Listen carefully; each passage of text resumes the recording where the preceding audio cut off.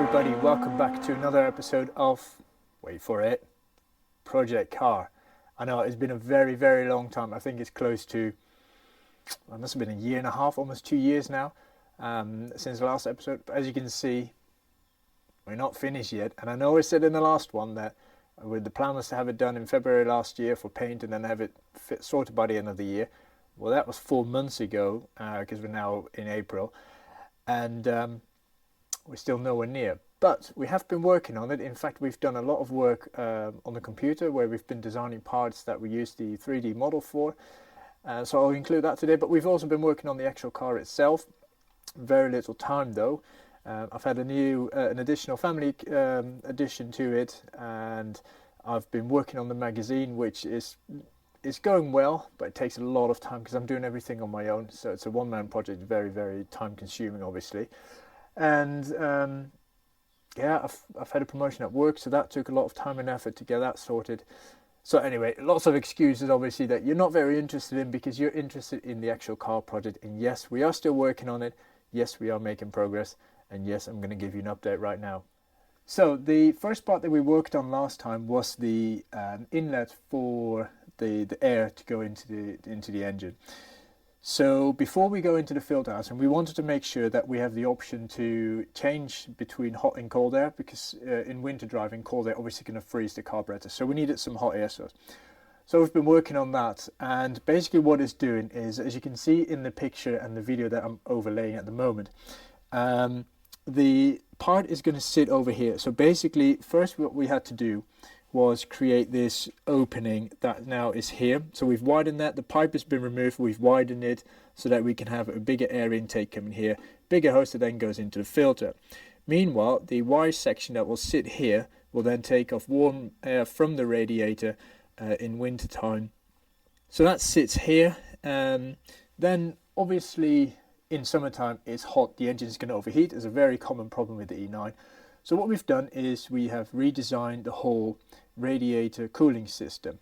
Now, that has been a lot of work because it has to be modular. It has to somehow fit in through the normal opening that you can see there. But that can only be done if it's made of multiple parts. So that took a lot of engineering, but thankfully we've now sorted it.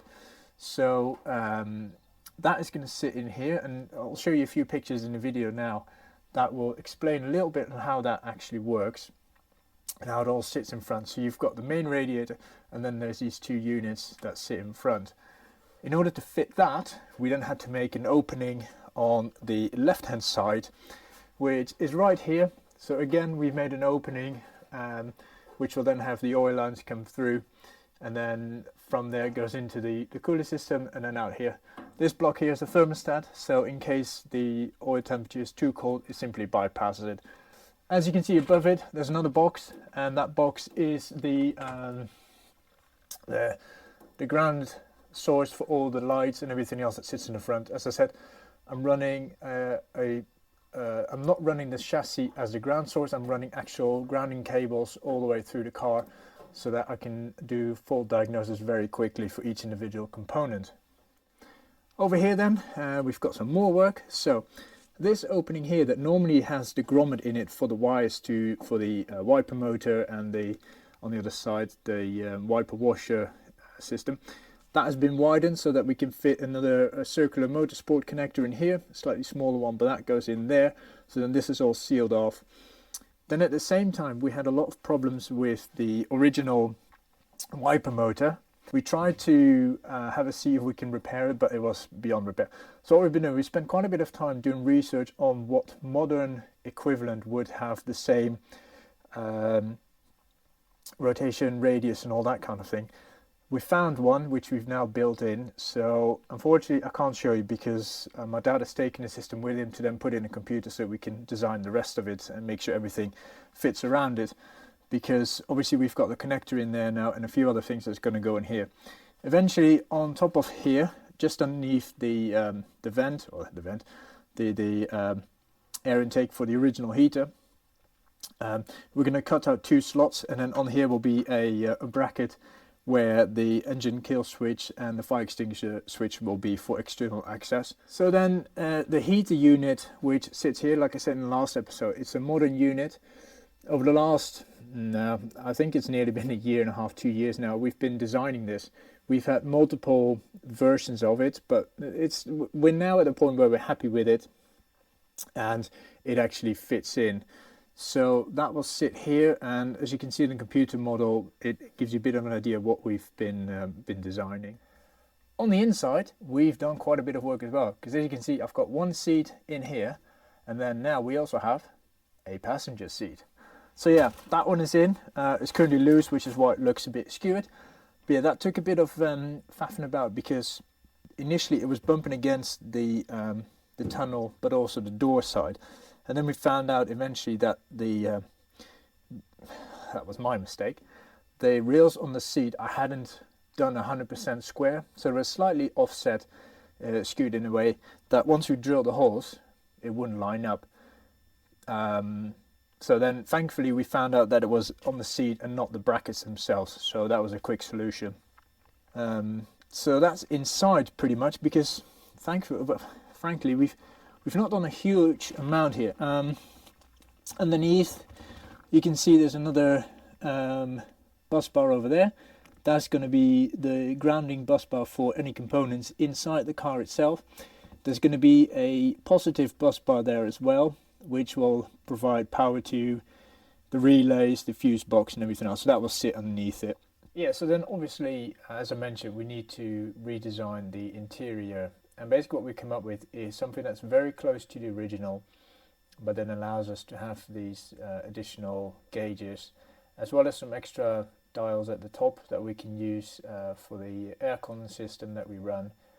And we managed to use the original vents, so like I said, it looks very close to the original. We've been designing the interior dashboard, but also something very interesting is that we realized that the side windows, once the doors are in, the side windows, they will easily fog up in winter. So we needed something to be able to not defrost, but demist them.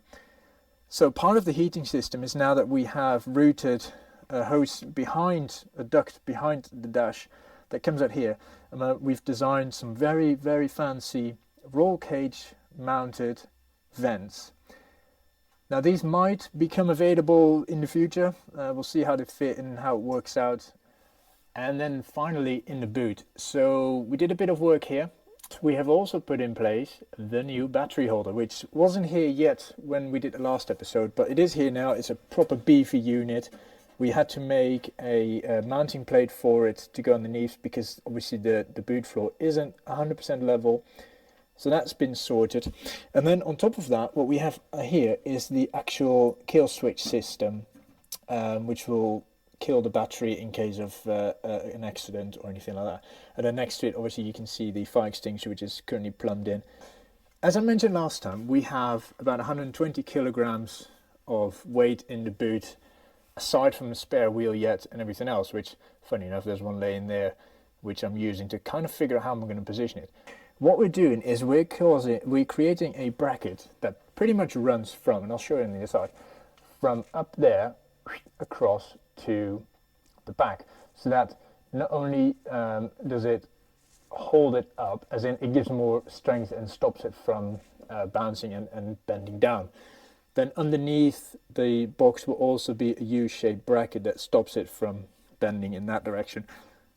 Hopefully what we're trying to do with that is give it some more rigidity, stability, and stop the whole back end from flexing.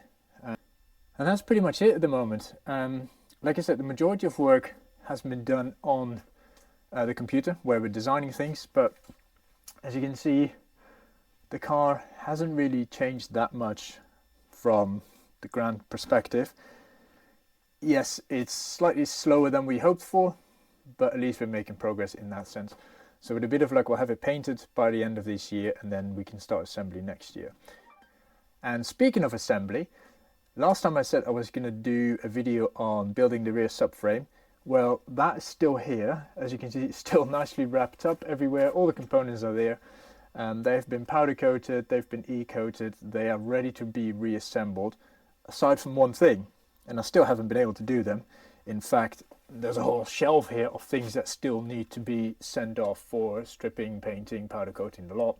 But part of that is the rear, what do you call it, the final drive shafts.